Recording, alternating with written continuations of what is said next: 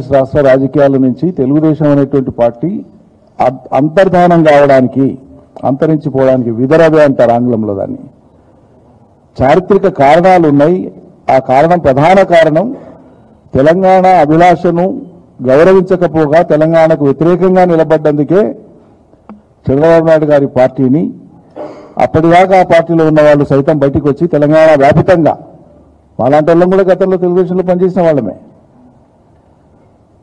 తెలంగాణ అభిలాషలకు అనుగుణంగా ఎప్పుడైతే లేదో, ఇది మేము మాదనుకున్నటువంటి పార్టీ, మా ప్రాంతం గురించి వీళ్లకు పట్టింపు లేదు, మా ప్రాంతానికి వ్యతిరేకులు వీళ్ళు అనేది అర్థమైనాకనే తెలంగాణ సమాజం నుంచి ఆ పార్టీకి పాత్ర పోషించే అవకాశం లేకుండా దాన్ని పరిమితం చేసినారు ఆంధ్రప్రదేశ్కి, ప్రస్తుత ఆంధ్రప్రదేశ్కి. అది చరిత్ర అందరికీ తెలిసిందే. తెలుగుదేశం అనేటువంటి పార్టీ పుట్టుకనే కాంగ్రెస్ విధానాలకు వ్యతిరేకంగా పుట్టిందని ప్రకటించుకున్నటువంటి పార్టీ అది ఆనాడు. అదేవిధంగా కాంగ్రెస్ రాజకీయ చరిత్ర మీద కానీ, కాంగ్రెస్ పాలన మీద కానీ, సుదీర్ఘ పాలన మీద కానీ, ఎమర్జెన్సీ లాంటి అరాచకాల మీద కానీ, ఇతరేతర అరాచకాల మీద కానీ, ఇతరేతర కుంభకోణాల మీద కానీ దేశవ్యాప్తంగా అతి ఎక్కువగా మాట్లాడింది ఆనాడు టీడీపీ. చివరికి రాజీవ్ గాంధీ గారి ప్రభుత్వాన్ని కూల్చడంలో బొఫోర్స్ లాంటి ఆయుధాన్ని వీపీ సింగ్ గారు పిలిచినప్పుడు ఆనాటి నేషనల్ ఫ్రంట్కు నాయకుడిగా ఉన్నది ఆనాడు ఎన్టీ రామారావు గారు 1989లో. ఈ నేపథ్యంలో ఎందుకు చెప్తున్నానంటే,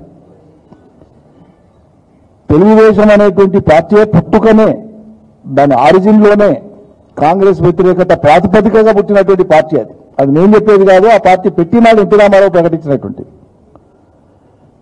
జీవితకాలం ఆ పార్టీకి సంబంధించినటువంటి అధినేతలందరూ మాట్లాడినటువంటి. తర్వాతి కాలంలో చంద్రబాబు నాయుడు రాహుల్ గాంధీతో కాంగ్రెస్తో రాజీపడి ఉండవచ్చు, అది వేరు విషయం. కానీ ఆ పార్టీ ప్రస్థానం అంతా కూడా కాంగ్రెస్కు వ్యతిరేకం. అది అవలంబించిన విధానాల మూలంగా ఉమ్మడి ఆంధ్రప్రదేశ్ రాష్ట్రంలో, ప్రత్యేకించి తెలంగాణ అంశంలో ఆ పార్టీ అవలంబించిన విధానం వల్లనే వాళ్ళు అంతర్ధానమైనరు. దాన్ని చంద్రబాబు నాయుడు గారే అంగీకరించినారు, ఆంధ్రప్రదేశ్కు పరిమితమైనారు. తెలంగాణ ఇచ్చి మాకు అన్యాయం చేసిందని చెప్పి ఆంధ్ర ప్రజలు భావించబట్టే ఆంధ్రప్రదేశ్ రాష్ట్రంలో 2014లో జరిగినటువంటి ఎన్నికలలో కాంగ్రెస్ పార్టీకి ఒక్క ఎమ్మెల్యేని కూడా గెలిపించలేదు. అక్కడ కాంగ్రెస్కి ఒక్కటంటే ఒక్కటి ఎమ్మెల్యేని కూడా గెలిపించలేదు. అంటే ఆంధ్రప్రదేశ్ రాష్ట్రంలో కాంగ్రెస్ పార్టీ 100% నామరూపాలు లేకుండా పోవడానికి కారణమైనటువంటిది ఆనాటి పరిస్థితులు, ప్లస్ అది లబ్ధి జరిగింది తెలుగుదేశం పార్టీకి. మరి ఆ పార్టీ అలా తెలంగాణలో లేదని బాధపడిపోతున్నాడు రేవంత్ రెడ్డి గారు. ఆయన ఉన్నది కాంగ్రెస్ పార్టీ ముఖ్యమంత్రిగా. కాంగ్రెస్ పార్టీ కానీ, వాళ్ళ శ్రేణులు కానీ, వాళ్ళ నాయకత్వం కానీ ఆలోచించుకోవాలి. కాంగ్రెస్ మూల సిద్ధాంతానికి వ్యతిరేకంగా పుట్టినటువంటి పార్టీ, సైద్ధాంతికంగా కొట్లాడిన పార్టీ, జాతీయ స్థాయిలో ఒకసారి ప్రతిపక్ష పార్టీగా పాత్ర పోషించినటువంటిది. 1924 డిసెంబర్లో రాజీవ్ గాంధీ గారు ప్రధానమంత్రి అయిన తర్వాత అఖిల భారత స్థాయిలో ఆనాడు ప్రతిపక్ష పార్టీ టీడీపీ, మాధవరెడ్డి గారు, ఆదిలాబాద్ జిల్లా మాధవరెడ్డి గారు ప్రతిపక్ష నేత అన్నాడు. ఇది చరిత్ర. మరి అటువంటి తెలుగుదేశం పార్టీ ఇలా తెలంగాణలో లేకుండా పోవడానికి కొంతమంది కుట్రలు పన్ని ఆ పార్టీని లేకుండా చేసిందని చెప్పి చాలా బాధపడిపోతున్నాడు రేవంత్ రెడ్డి గారు. అక్కడ ఆంధ్రప్రదేశ్లోనేమో కాంగ్రెస్ను కసి మీద ఓడించింది ఆంధ్ర ప్రజలు, తెలంగాణ ఇచ్చిందని. అంటే ఇక్కడ తెలంగాణ ఏర్పడడం కానీ, తెలంగాణ ఒక రాష్ట్రంగా మనుగడ సాగించి ముందుకు పోవడం కానీ ఈ రోజు కూడా జీవనం చేసుకున్నటువంటి వ్యక్తి ఎవరంటే 100% రేవంత్ రెడ్డి గారు. ఇది ఆయన మాటల్లో ప్రతి క్షణం వ్యక్తమవుతా ఉన్నది. ఇలా పాలమూరు పర్యటన సందర్భంగా ఆయన చేసినటువంటి వ్యాఖ్యలలో ప్రధానమైనటువంటి వ్యాఖ్య ఇది. దీన్ని తీవ్రంగా ఖండిస్తున్నాను. తెలంగాణ వాదులు అనుకునేటువంటి వాళ్ళు ఎవరైనా సరే, ఒక బీఆర్ఎస్లో ఉండే వాళ్ళే కాదు, ఈ పౌర సమాజాన్ని పేరు పెట్టుకొని స్వయం ప్రకటిత మేధావులు ఉండేటువంటి వాళ్ళు కూడా ఉన్నారు కదా, వాళ్ళు కూడా మాట్లాడాలి దీని మీద. మరి వాళ్ళు కూడా స్పందించాలి. ఇలా రైతులకు యూరియా దిక్కులేదు. ఇదే పాలమూరులో ప్రతి మండల కేంద్రంలో వందల వేల సంఖ్యలో రైతులు యూరియా కోసం పడిగాపులు కాస్తున్నారు. యూరియా ఏమికే దిక్కులేదు. మంది పాలన చేసి దత్తత అన్నారు, పాలమూరు ఇదన్నారు. పాలమూరు గత చరిత్ర ఏదో సానుభూతితో తెలియపరుస్తూ దీన్ని కాపాడుకోవాలి, పాలమూరుకు వచ్చిన అవకాశాన్ని కాపాడుకోవాలంటున్నారు ముఖ్యమంత్రి గారు. మీకు వచ్చినటువంటి అవకాశానికి యూరియా దిక్కు లేకుండా పోవడమేనా కాపాడుకోవడానికి అర్థం? 21 నెలల నుంచి పాలమూరు రంగారెడ్డి ప్రాజెక్టు 32,000 కోట్ల రూపాయలు ఖర్చు చేసి 5 రిజర్వాయర్లు కట్టి 4 పంపింగ్ స్టేషన్లు కట్టి 27,000 ఎకరాల భూసేకరణ చేసి 90% ప్రాజెక్టు పని పూర్తి చేస్తే 21 నెలల నుంచి ఆ ప్రాజెక్టు మీద ఒక్కనాడు ఆ ప్రాజెక్టు సందర్శన చేసిన పాపానికి పోలే. ఇందువల్ల పాలమూరు బిడ్డ అవుతాయి బాబు. పరిహాసం ఇది. పాలమూరు ప్రజలను అవమానించడమా? ఎక్కడ చిత్తశుద్ధి ఉంది? పూర్తి చేయలేదు. పూర్తి చేయడం కోసం చేపట్టిన 90% పూర్తయింది కదా, అక్కడి నుంచి మిగిలింది మీరు పూర్తి చేయమనే కదా కోరేది. 5-6 నెలలు పనిచేసి 1,000-1,200 కోట్ల రూపాయలు ఖర్చు చేస్తే పాలమూరు రంగారెడ్డి ప్రాజెక్టు ఏడాది కిందనే అమల్లోకి వచ్చేది. ఏం చేశారు మరి మీరు? ఏమి చేయలే. అందులో అంతర్భాగమైనటువంటి కొడంగల్ నారాయణపేట లిఫ్టుకు ప్రత్యేక జీవో ఇచ్చి దానికి ప్రత్యేక ప్రాజెక్టు కింద ఏదో పెట్టుకునేదో పొడుగుగా ముందలు తీసుకొని పోతామని చెప్పినారు. ఇది పెండింగ్ లో పెట్టి తక్కువ ఖర్చుతోనే ఎక్కువ ఆయకట్టు వచ్చేటువంటి పాలమూరు రంగారెడ్డిలో అంతర్భాగమైనటువంటి కొడంగల్ నారాయణపేటను వదిలేసి మీరు సొంతంగా ఓ ప్రాజెక్టు అని చెప్పి పెట్టుకున్నారు. సరే, అన్ని ప్రాంతాలకు నీళ్లు కావాల్సిందే, కానీ మేము చెప్పిన పద్ధతిలో వస్తే తక్కువ ఖర్చుతో ఎక్కువ నీళ్లు వస్తాయి, తొందరగా వస్తాయి. అది మీరు రద్దు చేసి పడేసి మీ సొంత పైతంతోనే పెట్టుకున్నారు. అదన చేసి డబ్బున కంప్లీట్ చేయండి. ఎవరొద్దన్నారు? కానీ పాలమూరు రంగారెడ్డిని ఎందుకు పడుకోబెట్టినావు? పాలమూరు బిడ్డవే కదా. ఇప్పటికీ ఒక 50 సార్లు అడిగింటాం మేము ఇక్కడి నుంచి ఇదే వేదిక నుంచి. 52 సార్లు ఢిల్లీకి పోయడానికే టైం ఉంటుంది, కానీ ఒక్కరోజు పాలమూరు బిడ్డకు పాలమూరు రంగారెడ్డి మీద ప్రత్యక్షంగా పోయి అక్కడ చూసి సమీక్ష చేయడానికి వీలు కాదా? సమీక్ష అంటే ఇంతగానం మాట్లాడంగా లోకం బాధకి ఏదో పుట్టబోయి ఇట్లా మాట్లాడిస్తే కాదు. 5 రిజర్వాయర్లు చూడు, 4 పంపింగ్ స్టేషన్లు చూడు, సజ్జపూర్లు చూడు, టనళ్లు చూడు, కాలువలు చూడు, మేము కట్టిన టవర్ లైన్లు చూడు, కంప్లీట్ అయిన పనులను మొత్తం చూసి మిగిలి ఉన్నాయి ఏమున్నాయో కంప్లీట్ చేసి, ఎవరైనా ఎక్కడైనా మిగిలిన పనులు ఉంటే చేసి ప్రజలకు వేగంగా ఫలితం రావాలని ఆశిస్తారు పాలకులు. ఎవరైనా ప్రజా సంకల్పం ఉన్నవాళ్ళు, ప్రజలకు మేలు జరగాలని కోరేవాళ్ళు తాముగా పనిచేసి ఫలితం ఎక్కేయాలి ప్రజలకు అని ఆలోచిస్తారు. కానీ పోయినంతకాలం 10 ఏళ్లలో కేసీఆర్ ఇది చేసిండు, అది చేసిండు, అది చేసిండు, ఇది చేసిండు అని మాట్లాడి అబాండాలేసి దాని మీదనే మాట్లాడుకుంటే పొద్దుగల పనికి ఇంకా మీరే కావాలన్నా పుణ్యాత్ములు?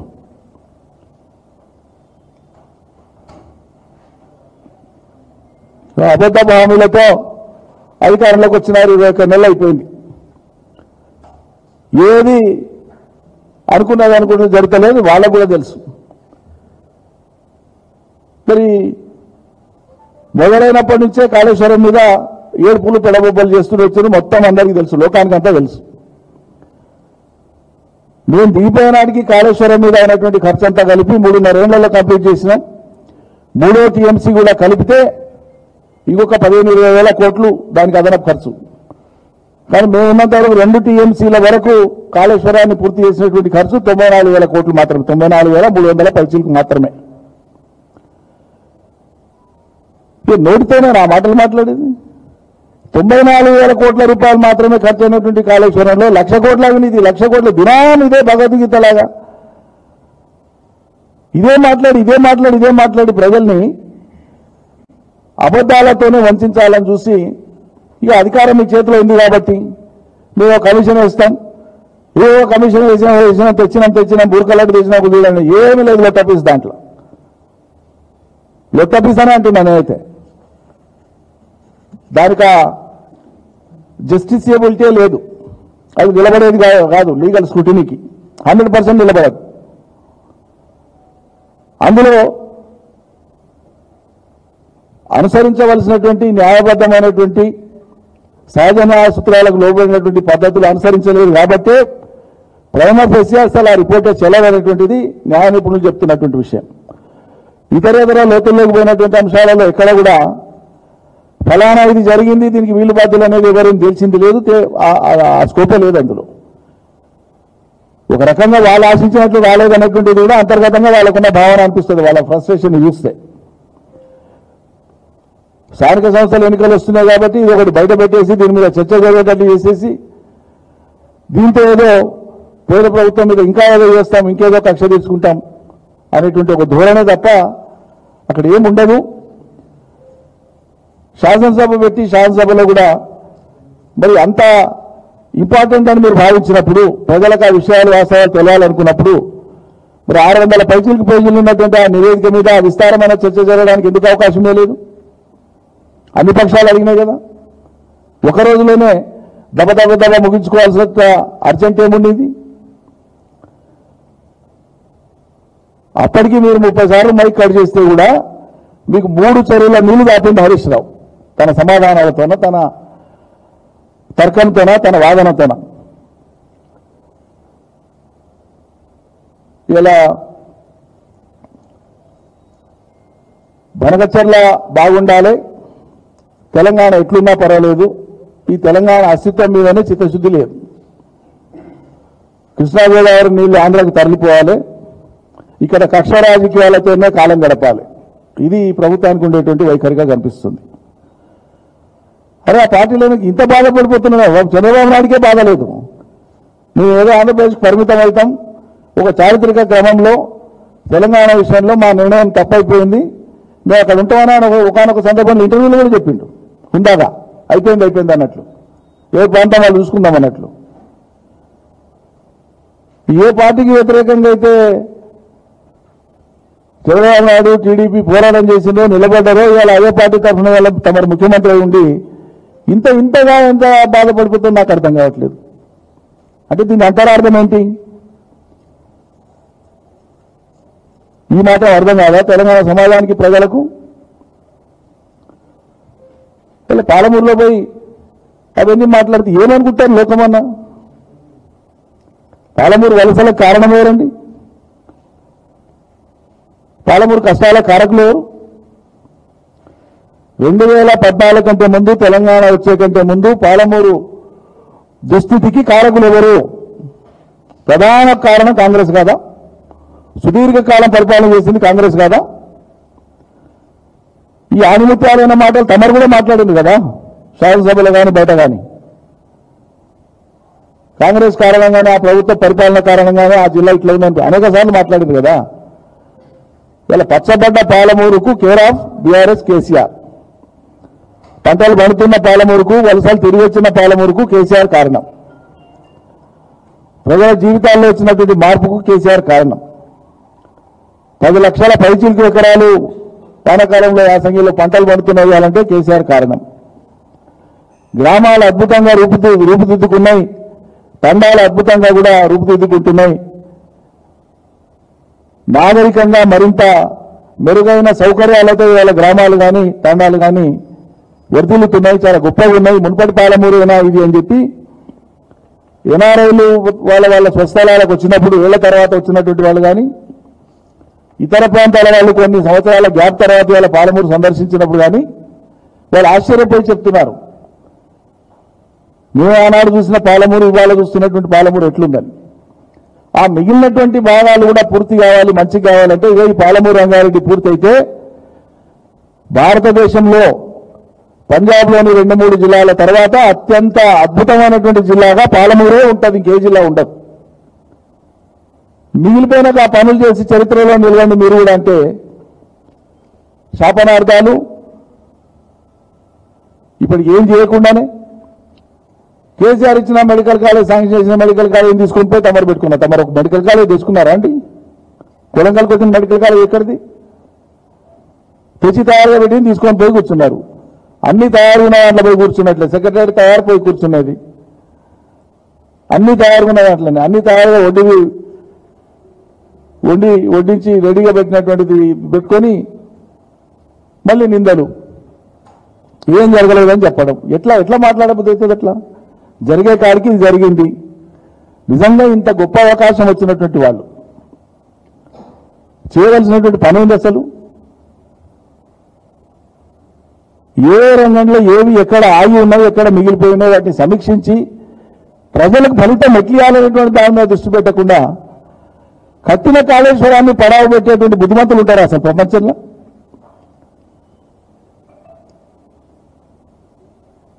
ఈ క్రిమినల్ నెగ్లిజెన్స్, ఇది ఈ నేరపూరితమైనటువంటి నిర్లక్ష్యం. 94,000 కోట్ల రూపాయలు ఖర్చు పెట్టి కట్టినటువంటి ప్రాజెక్టు 2 పిల్లర్లు కుంగిన కారణంగా అవి కూడా రిపేర్ చేస్తామని కట్టినోడే ఏజెన్సీ వాడే వచ్చి నేను రిపేర్ చేస్తా నా ఖర్చుతోనని చెప్పంగా కూడా అనుమతి ఇవ్వకుండా ఆ రెండు పిల్లర్లు కుంగిపోతే మొత్తం కాళేశ్వరం పోయింది. మొత్తం కాళేశ్వరం పోయింది. దుష్ప్రచారం చేయనికే విఘ్నత, పరిపక్వత, ఒక పొలిటికల్ విజ్డమ్ ఏముంది వీళ్లకు మాట్లాడేటప్పుడు? ప్రజలు ఏమనుకుంటారు అనేటువంటి ఇంగితం ఉండొద్దా? మొత్తం కాళేశ్వరం ప్రాజెక్ట్ అంటే ఈ 2 మేడిగడ్డలు ఉన్న 2 బ్యారేజ్లు కూలిపోవడంతోనే ప్రాజెక్ట్ మొత్తం పోయిందా? పోతుందా? 300 సార్లు చెప్పినా మళ్ళీ చెప్పాలి, ప్రజలకు అర్థం కావాలి కాబట్టి. ఇంకా ఎవరికైనా అర్థం కావాలి ఉంటే వాళ్ళకి కావాలి కాబట్టి. 3 బ్యారేజ్లు కాళేశ్వరం అంటే 15 రిజర్వాయర్లు, 19 సబ్స్టేషన్లు, 21 పంప్ హౌజ్లు, 203 కిలోమీటర్ల టనల్స్ సొరంగాలు, 1531 కిలోమీటర్ల గ్రావిటీ కెనాల్స్, 98 కిలోమీటర్ల ప్రెజర్ మెయిన్స్, 141 టీఎంసీల సామర్థ్యం కలిగినటువంటి వివిధ రిజర్వాయర్లు, 500 మీటర్ల ఎత్తుకు లిఫ్టింగ్ 80 మీటర్ల నుంచి 80+ ఆర్డ్ మీటర్స్ నుంచి మొత్తం 240 టీఎంసీల నీటిని వినియోగించినట్లు మల్టిపుల్ ఫిల్లింగ్ ఉంటాయి రిజర్వాయర్స్. ఎప్పుడు కూడా ఖాళీ కొద్దీ మళ్ళీ నింపుతుంటాం కాబట్టి మల్టిపుల్ ఫిల్లింగ్స్ లోన 240 టీఎంసీ వాటర్ను వాడుకునేటువంటి విధంగా సిద్ధం చేసి పెడితే నీళ్లు ఇస్తే ఎస్ఆర్ఎస్పి చేరాయకట్టు లేదా ఎస్ఆర్ఎస్పిలో ఫ్లడ్ ఫ్లో కెనాల్ కానీ వీటన్నిటికీ నీళ్లు ఏనాడు గతి లేవు. 5-6 లక్షల ఎకరాలకు మించి ముందు పోకుండే అటువంటిది కాళేశ్వరం వచ్చిన తర్వాత ఎస్ఆర్ఎస్పి కింద డిజైన్ చేసినటువంటి 16 లక్షల ఎకరాలకు నీళ్లు ఇవ్వడం, సింగూరు కింద ఉండేటువంటి దానికి నీళ్లు ఇవ్వడం, గన్పూర్ ఆయకట్టకు నీళ్లు ఇవ్వడం, హల్దీబాగులో నీళ్లు పోయడం, 1 కాదు 2 కాదు. కాళేశ్వరం నీళ్లతోనే వాళ్ళ ఉత్తర తెలంగాణలో ఒక నదే 150 కిలోమీటర్ల నిడివిలో నీళ్లు ఆగి ఉంటున్నాయి. ఎంత భూగర్భ సంపద పెరిగింది! కాళేశ్వరం సృష్టించినటువంటి సంపద ఎంత! ఇంత దుర్మార్గంగా, ఇంత నీచంగా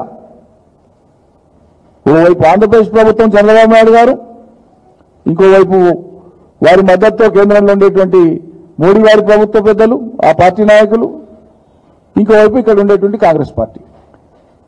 అరే ఇంత దాడా, ఇంత ముప్పేట దాడా! అంకెలతో పాటు, ప్రామాణికతలతో పాటు, శాస్త్రీయ పద్ధతులతో పాటు అన్ని వివరించడం అనేది. సైట్ ఎందుకు మారిందంటే సహేతుకమైనటువంటి కారణాలు వివరించినాం, నీటి లభ్యత చూపించినాం, ఇతర రాష్ట్రాల అభ్యంతరాలను చూపించినాం, తక్కువ ఖర్చుతో తక్కువ సమయంలో ప్రాజెక్టు పూర్తయిన ఏకైక ప్రాజెక్టు భారతదేశంలో అనేటువంటి విషయాన్ని చూపించినాం.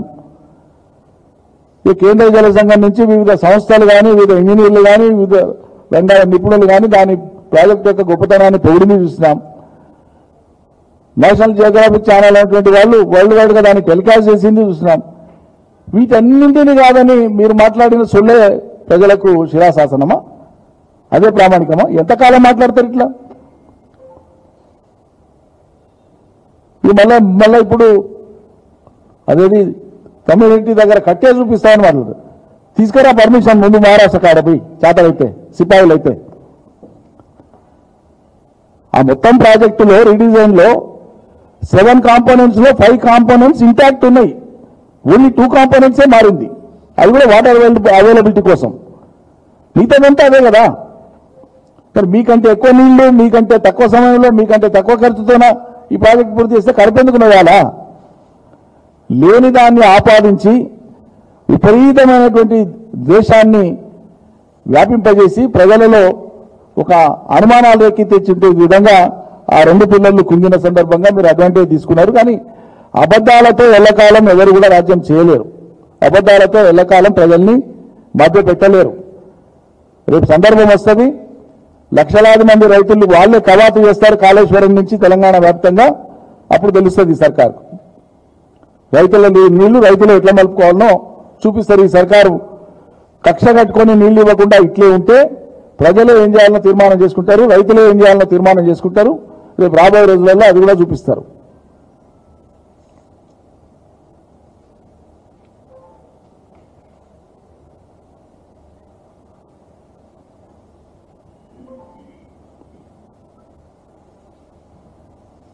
ఇక మొన్న శాసనసభలో వాళ్ళు నివేదిక పెట్టిన తర్వాత, కమిషన్ రిపోర్ట్ పెట్టిన తర్వాత అందులో ఉండేటువంటి అంశాల మీద తార్కికంగా చాలా సోదాహరణంగా హరీష్ రావు గారు చాలా గొప్పగా వివరించడం జరిగింది. ప్రజలందరూ కూడా చూస్తున్నారు. వాళ్ళు అనేక సార్లు దాదాపు 30 సార్లు ఇంటరప్ట్ చేసినప్పటికీ కూడాను అద్భుతంగా చెడు కూడా ఆడుకున్నాడు ఆయన, ప్రజలకు విషయాన్ని బోధించడానికి, వీళ్ళ డొల్లతనాన్ని ఎండగట్టడానికి. మరి ఎవరి ప్రయోజనము నెరవేర్చడానికో ఎవరికి బలం చేకూర్చడానికో కొంతమంది హరీష్ రావు గారిని టార్గెట్ చేసుకొని మాట్లాడడం అనేటువంటిది అది విడ్డూరంగా ఉంది, ఆశ్చర్యకరంగా ఉంది. ఈ సందర్భంలో కేసీఆర్కి కానీ పార్టీకి కానీ బీఆర్ఎస్ పార్టీకి కానీ ఎవరైనా సరే తెలంగాణను ప్రేమించే వాళ్ళు, ప్రత్యేకంగా బీఆర్ఎస్కు సంబంధించిన శ్రేణులు కానీ అభిమానులు కానీ ఒక రక్షణ కవచంలాగా రక్షణ వలయంలాగా ఉండాల్సినటువంటి సందర్భంలో బీఆర్ఎస్ పై వస్తున్నటువంటి కుట్రపూరితమైనటువంటి నిందాపూర్వకమైనటువంటి ఆరోపణలు వస్తున్నప్పుడు దానికి తావీయకుండా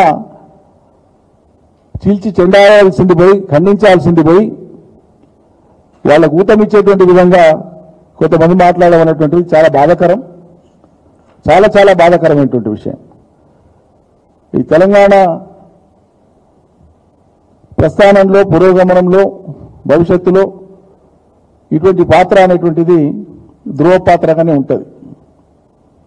ఏదైనా విషయాలు, ఎవరికైనా విషయాలు ఉంటే అవి తెలుసుకోవడానికి పద్ధతులు ఉన్నాయి, వేదికలు ఉన్నాయి, పరిమితులు ఉన్నాయి. కానీ ఒక బహుళ ప్రజా ప్రయోజనం నెరవేరకుండా తూట్లు పరిచేటువంటి విధంగా శత్రువు పనిచేస్తూ ఉంటే వాళ్లకు బలం చేకూర్చేటువంటి విధంగా ఎవరు మాట్లాడినా, ఎవరు ఏం చేసినా అది చాలా చాలా బాధనే కాదు, ఇక వాళ్ళ అజెండా ఏందో ప్రజలు కూడా అర్థం చేసుకుంటారు. నేను కూడా కేసీఆర్ గారు టీఆర్ఎస్ అనేటువంటి ఒక ఉద్యమ సంస్థను ప్రారంభించాలనేటువంటి ఆలోచన చేసినప్పుడు, అంటే 2000 సంవత్సరం విద్యుత్ ఉద్యమం ఏదైతే ఆనాడు వామపక్షాలు కానీ ఇతరులు కానీ చేసినారో, ఆ విద్యుత్ ఉద్యమం తర్వాత వారు లేఖ రాసి రాష్ట్రంలో ఒక పెను సంచలనానికి నాంది పలికినారో, అప్పటి నుంచి అంతకు మునుపటి నుంచే ఒకే పార్టీలో ఉన్నవాళ్ళంగా సన్నిహితంగా ఉన్నప్పటికీ కూడా ఆ అంశంతో తెలంగాణ అంశం తెర మీదకి వస్తుంది, ఇది ప్రజల్ని ఆలోచింపజేస్తుందని అక్కడి నుంచి మొదలు పెడితే మా ప్రస్థానం టీఆర్ఎస్ పార్టీ ఏర్పడే కంటే దాదాపు 7-8 మాసాల ముందు నుంచే టీఆర్ఎస్ ఉద్యమ సంస్థ దాని పేరు ఎట్లుండాలి, దాని రంగేముండాలి, పార్టీ గుర్తుకు జెండా ఏముండాలి, జెండా గుర్తేముండాలి, పార్టీ గుర్తేముండాలి, ఉద్యమ కార్యాచరణ ఎట్లుండాలి, ప్రజల్లోకి ఎట్లా పోవాలి, గత ఉద్యమాలను అధ్యయనం చేసి శత్రువు పైచేయి సాధించకుండా ఉండాలంటే మనం ఎటువంటి వ్యూహాత్మకమైన అడుగులు వేయాలి, ఇట్లా అనేక రకాల అంశాల మీద అనేక ఉద్యమాలను అధ్యయనం చేసి హింసాత్మక ఉద్యమాలైనటువంటి ఖలిస్తాన్ కావచ్చు, శ్రీలంకలో జరిగిన ఎల్టీటీ కావచ్చు, అస్సాంలో జరిగినటువంటి అస్సాం గణ పరిషత్ ఉద్యమం కావచ్చు, ఈ దేశంలో జరిగినటువంటి రైతుల ఉద్యమం కావచ్చు, శరత్ జోషి గారి రైతుల ఉద్యమం కావచ్చు, ఇట్లా అనేక ఉద్యమాలను, ఆ ఉద్యమ తీరుతెన్నుల్ని, అందులో ప్రజల పాత్రని, ఆయా సందర్భాల్లో ప్రభుత్వాలు వివరించినటువంటి తీరుని చాలా క్షుణ్ణంగా లోతుగా అధ్యయనం చేసినటువంటి మొదటి 1/2 మందిలో నేను ఒకటి, 1/2 లేదా డజన్ అనుకుందాం. ఇది అప్పటి నుంచి హరీష్ ఉన్నాడు. ఉండడం కాదు, ఎదురు చెప్పకుండా, ప్రశ్నించకుండా ఏమి చెప్తే అది చేసినటువంటి బ్రహ్మంగారికి, వీరబ్రహ్మంగారి చరిత్రలో మనం చూస్తాం. సిద్ధయ్య అని ఉంటాడు. నేను నా జీవితం నాకంటే హరీష్ 10-11 ఏళ్ళు చిన్నవాడు వయసులో.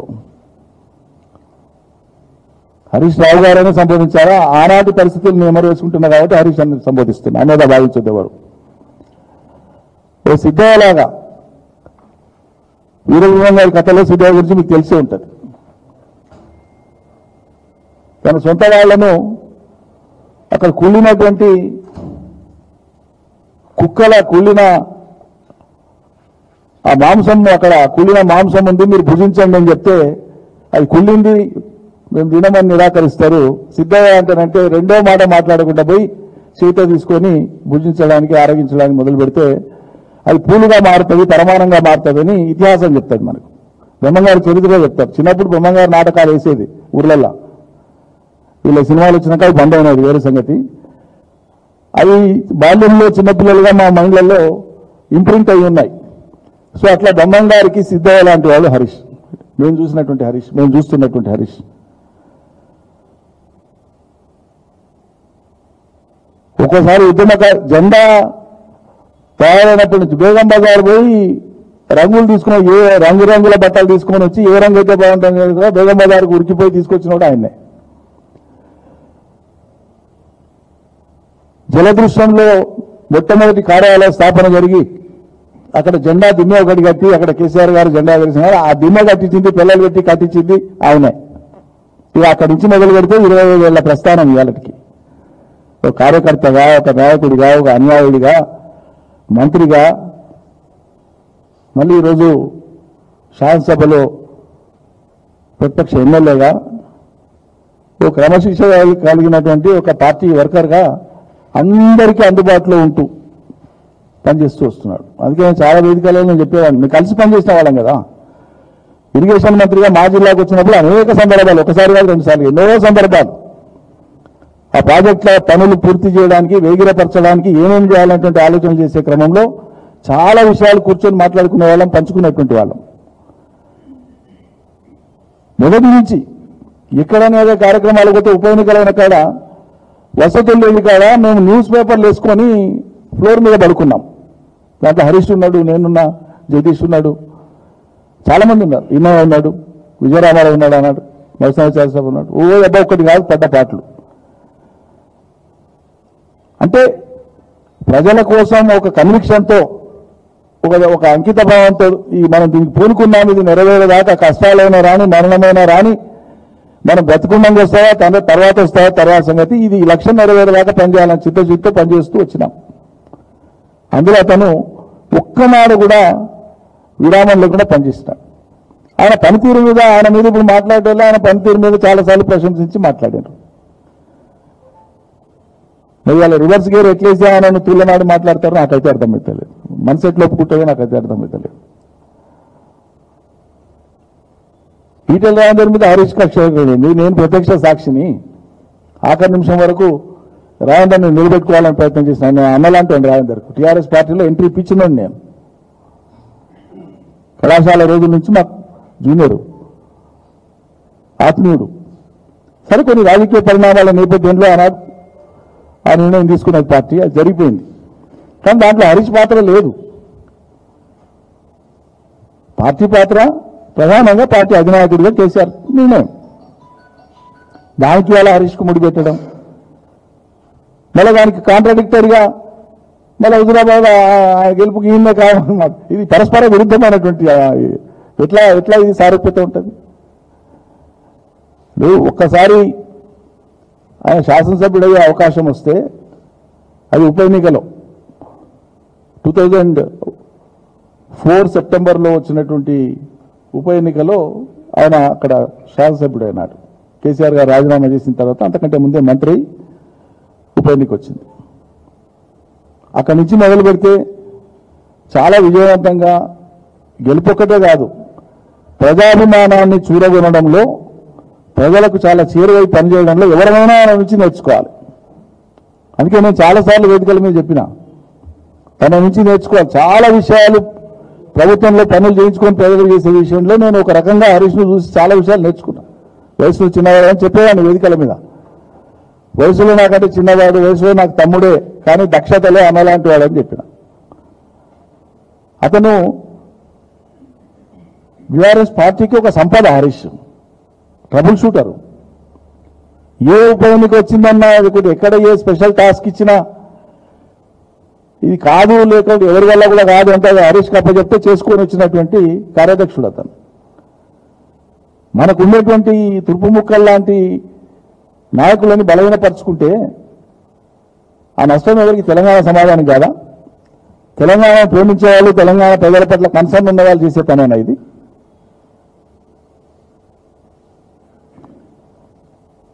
ఒకసారి కాదు రెండుసార్లు కాళేశ్వరం అనుమతుల కోసం మహారాష్ట్రను ఒప్పించడం కోసం మహారాష్ట్రతో లింక్ అయి ఉన్నటువంటి అంశాల కాడికి 25 సార్లు పోయింది ఒక్క మహారాష్ట్రకి.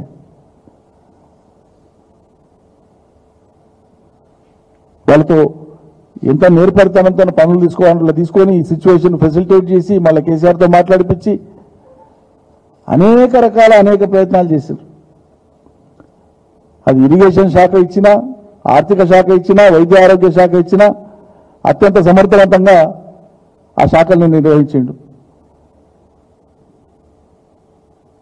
అంతెందుకు ప్రతిపక్ష పార్టీలకు సంబంధించినట్టు ఆనాడు ఇవాళ అధికార పక్షంలో ఉండేటువంటి వాళ్ళతో పాటు చాలా మంది ఆయన పనితీరును బహిరంగంగానే మెచ్చుకున్నారు కదా. మరి అటువంటి హరీష్ రావు మీద నిందలు వేయడంతో పాటు ఇంకా కొంచెం అసహ్యం అనిపించేటువంటి విధంగా సీఎంతో కొల్లుడైనాడని, రేవంత్ రెడ్డితో కలిసిపోయినాడని, లేకుంటే ఆయన కాలు మొక్కలు ఇంత నీచంగా మాట్లాడాల్సిన అవసరం లేదు ఎవరికి కూడా రాజకీయాల కోసం. చాలా చాలా బాగా అనిపించింది నాకు అవి విన్నప్పుడు. ఇతరేతర విషయాలు పక్కకు పెట్టండి. హరీష్ క్యారెక్టర్కు రేవంత్ అనుభవ కాళ్ళు మొక్కేటువంటి మనిషి అని నాకు అర్థం కాదు. తెలంగాణలో ఒక్క మనిషిని నమ్ముతారా ఇటువంటి ప్రచారం చేస్తే? విమాన ప్రయాణాలు చేస్తే ఎవరు యాసిడ్లో కూర్చుంటారో ఎవరు పోతారో ఎవరికి తెలుస్తుంది. రేపు ఎప్పుడన్నా కేసీఆర్ కూడా ఢిల్లీకి పోయినాడు అనుకోకుండా రేవంత్ రెడ్డి కూడా వచ్చిండు అనుకో అదే ఫ్లైట్లో, ఇక కలిసిపోయింది మాట్లాడుకున్నారండి, మాట్లాడతావా? అంత అర్ధరహితంగా ఉంటుందా? చాలా చాలా బాధాకరమైనటువంటి విషయం.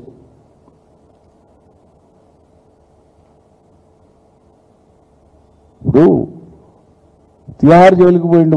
నేను ఫోన్ చేసిన చాలాసార్లు, ములాఖత్కి మేము కూడా వస్తామంటే వద్దన్నా, మేము వెళ్తున్నాము, ఎక్కువ మంది పోతే మళ్ళీ అక్కడ ములాఖత్ కాడ ఇబ్బందులు ఎందుకు, నేను పోతున్నా, కేటీఆర్ పోతున్నా, ఎప్పుడు మేము తెలుసుకునేది సమాచారం. పాప కష్టం వచ్చినప్పుడు మేము అందరం కూడా బాధపడ్డాం. మొత్తం పార్టీ కూడా వెంట నిలిచింది. తప్పకుండా నిలవాలి, మా బాధ్యత.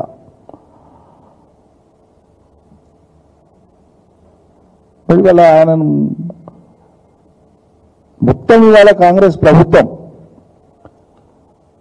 ఆ ప్రభుత్వం యొక్క డొల్లతనాన్ని, అబద్ధ హామీలను శాసనసభలో కానీ బయట కానీ వైపు కేటీఆర్ వైపు హరీష్ అత్యంత సమర్థవంతంగా ఎదుర్కొంటున్నారు, ప్రభుత్వాన్ని దోషిగా నిలబెడుతున్నారు.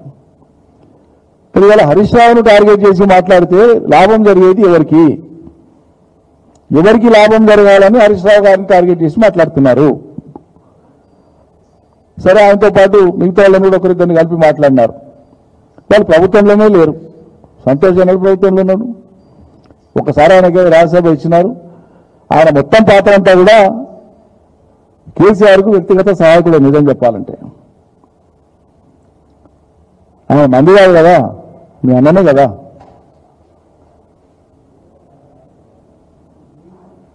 ఇప్పుడు ప్రజలకు కావాల్సింది, ప్రజలు ఇవాళ ఇబ్బంది పడుతున్నారు, రైతులు ఇబ్బంది పడుతున్నారు. ఈ ప్రభుత్వం ఇచ్చిన హామీలు అమలు కాక మహిళలు ఇబ్బంది పడుతుండ్రు, పెన్షన్ రావట్లేదు, కళ్యాణ లక్ష్మి ఆలస్యం అవుతా ఉంది, సంక్షేమ పథకాలు ప్రభుత్వం చెప్పిన విధంగా అమలు అవుతలేవు. ప్రజలకు సాంత్వనగా నిలవాల్సినటువంటి సందర్భంలో ఈ పంచాయతీలతోనేమొచ్చింది నాకు అర్థం కాదు. సమయం సందర్భం లేదు. ఎక్కడో మరి అర్థం చేసుకోవడంలో ఎక్కడన్నా పొరపాటు జరిగింది, ఏం జరిగిందో నాకు తెలియదు. నేను లోతుల్లోకి బోదలుచుకోలేదు ఇప్పట్లో. కానీ నాకు బాధ కలిగింది కాబట్టి చెప్తాను, ఇది పద్ధతి కాదు. ఎవరు హర్షించరు దీన్ని. తెలంగాణలో ఇవాళ తెలంగాణను ప్రేమించేటువంటి వాళ్ళు ఇతర పార్టీలలో ఉండొచ్చు కాక, బీఆర్ఎస్ఏ కాదు, ఖచ్చితంగా హరీష్తో పాటు ఉన్నారు, హరీష్ వెంబడి ఉన్నారు, హరీష్కు నైతికంగా మద్దతు ఇస్తున్నారు. ఆయన మనోనిబ్బరాన్ని దెబ్బతీసి ఆయనను బలహీనపరిచి ఇంకెవరినో సంతోషపెట్టాలంటే అది సాధ్యమయ్యేటువంటిది కాదని అయితే మేము భావిస్తున్నాం.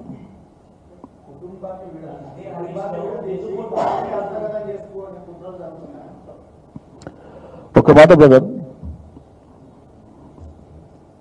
సరే ఎవరికైనా కుటుంబం ఉంటుంది, ఏ నాయకుడికైనా ఏ పార్టీ అధినేతకైనా కుటుంబం ఉంటుంది, వాళ్ళ కుటుంబ విషయాలు ఉంటాయి, అది కుటుంబం వరకు ఓకే. కానీ ఒక్కటి మనం గమనించాల్సింది, కుటుంబానికి సంబంధించి కుటుంబ సభ్యులు కుటుంబ అధినేతను చూసినప్పుడు కుటుంబ అధినేతగానే ఎక్కువ చూస్తారు. రాజకీయంగా చూసినప్పుడు కుటుంబానికి అవతల ఉండేటువంటి రాజకీయ నాయకులకు ఉండేంత లోతైన పరిశీలన కుటుంబ సభ్యులు కొన్నిసార్లు ఉండకపోయే అవకాశం కూడా ఉంటుంది. ఉదాహరణకు నేను గర్వంగా చెప్తాను, నేను కేసీఆర్ను 99% అర్థం చేసుకుంటా, అంచనా వేసుకుంటా ఏ క్షణాన కేసీఆర్ ఆలోచన ధోరణి ఎట్లుంటుంది అనేది. ఈ 99% దగ్గరగా కుటుంబ సభ్యులు ఉన్నారని నేనైతే అనుకోను. అనేది అది. కాబట్టి కేసీఆర్కు ఉండేటువంటి ప్రజ్ఞాపాఠవాలు, ఆయనకుండే చతురత, ఆయనకుండేటువంటి వ్యూహము, ఆయనకుండేటువంటి ముందు చూపు, ఆయనకుండేటువంటి సమయస్ఫూర్తిని ఎవరో క్యాంపర్ చేసి ఏందో చేసి గిలిగిలి చేసి వెనక నుంచి ఏందో చేసేంత అంత బేలుగానే ఉన్నాడు ఆ KCR. KCR is a legend, KCR is a crusader. కేసీఆర్ను తప్పుదోవ పట్టించేంత ఆలోచన ఎవరైనా చేస్తే కూడా దానికి ఆస్కారం ఇచ్చి ఆ వచ్చులో బలంత బలం కూడా కేసీఆర్. అయితే తెలంగాణ సాధించేవాడా? దేశంలోని ఇన్ని పార్టీలను ఒప్పించేవాడా? అట్లా అంటున్నారంటేనే కేసీఆర్ను 100% అర్థం చేసుకోలేదని నేను అనుకుంటా. అది నా భావన.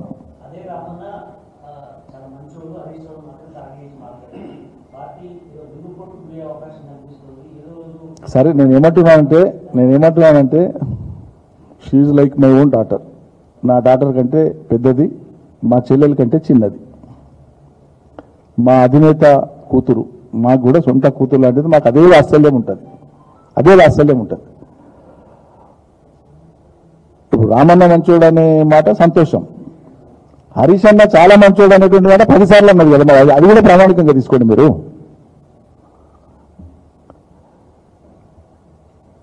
సరే, మనసు కష్టం కలిగినప్పుడు ఏదైనా అవతలి వాళ్ళని మనం సరిగ్గా అర్థం చేసుకున్నప్పుడు, లేకుంటే మనల్ని వాళ్ళు అర్థం చేసుకున్నప్పుడు, కొన్ని పొరపచ్చాలు ఉన్నప్పుడు కొంత భావావేశంతోనో ఎమోషనల్గా ఏదైనా మాట్లాడి ఉండొచ్చు. సరే, వాళ్ళు ఏమన్నా మళ్ళీ పునరాలోచించుకుంటారేమో చూద్దాం.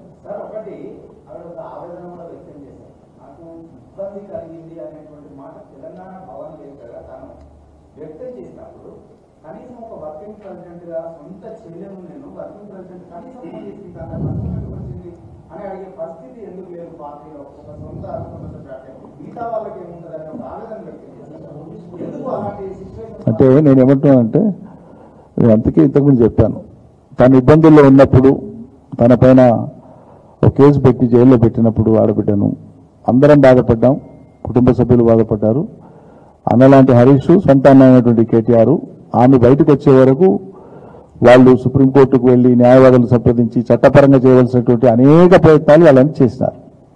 పట్టించుకోలేదనేటువంటి మాట సరైంది కాదు. 1. 2, సరే, ఎవరైనా ఉద్దేశపూర్వకంగా తనను ఇబ్బంది పెట్టే విధంగా కానీ ఏదైనా మాట్లాడి ఉన్నా, ఎవరైనా ఏదైనా ప్రచారం చేసి ఉన్నా, అది ఎవరైనా ఖండించాల్సిందే. ఖండించలేదని మీరు ఎందుకు అనుకుంటున్నారు? చెప్పే వాళ్ళకి చెప్పి తిరిగి చెప్పింటారు కదా, చెప్పకుండా ఉండరు కదా. ఇక అది కేసీఆర్ గారు పార్టీ అధినేత తీసుకున్న నిర్ణయం మీద నేనేం మాట్లాడాను. నేను మాట్లాడిందల్లా కూడా ప్రధానంగా 1, ముఖ్యమంత్రి గారి పర్యటన సందర్భంగా ఆయన మాట్లాడిన మాటలకు ప్రతిగా ఏం చెప్పాలనో, ప్రజలకు ఏమి వివరించాలనో అదో ప్రయత్నం చేసిన. 2, నేను ఎరిగిన, టీఆర్ఎస్ శ్రేణులు ఎరిగిన, పార్టీ ఎరిగిన హరీష్ రావు గురించి తూలనాడి మాట్లాడడం, ఆరోపణలు చేయడం, అది బాధ కలిగించేటువంటిది. అట్లా చేసి ఉండాల్సింది కాదు. ఆమె కూలుగా ఆలోచించుకుంటే ఆమెకు అర్థమవుతుంది. చేసి ఉండాల్సింది కాదు ఎట్టి పరిస్థితులలో.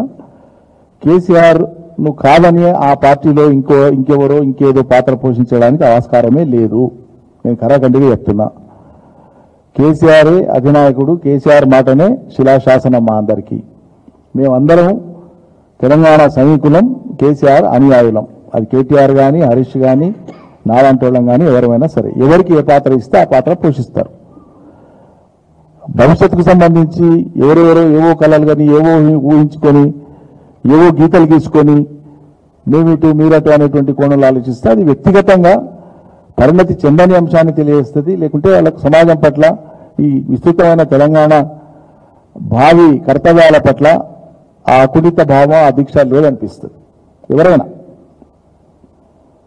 మన లక్ష్యము మిగిలిపోయినటువంటి తెలంగాణ పునర్నిర్మాణ చర్యలు ఏమున్నాయో, సరే మనకు అవకాశం రాలేదు ఇప్పుడు 5 ఏళ్ళు. వీళ్ళు చేయకపోగా వీళ్ళు వాళ్ళ విధ్వంసం చేస్తుండే రకంగా చెప్పాలంటే మళ్ళీ రాబోయే రోజులలో చేయాల్సినటువంటి పనుల మీద మనం దృష్టి పెట్టాలి, ప్రజల్ని అప్రమత్తం చేయాలి, ప్రజలకు బాసటగా నిలవాలి, అండగా నిలవాలి, ధైర్యాన్ని ఇవ్వాలి, సమర్థవంతమైనటువంటి పాత్రను పోషించాలి. ఇప్పుడు ఎత్తి చూపవలసింది అధికారంలో ఉండి ప్రజలకు బాధ్యత వహించాల్సినటువంటి పార్టీ లేదా ప్రభుత్వం. అది చేయని దాన్ని ఎత్తి చూపడం రాజకీయ నాయకుల కర్తవ్యమవుతుంది, రాజకీయ కార్యకర్తల కర్తవ్యమవుతుంది. దానికి భిన్నంగా ఏం చేసినా సొంత పార్టీని బలహీనపరిచినట్లే అవుతుంది.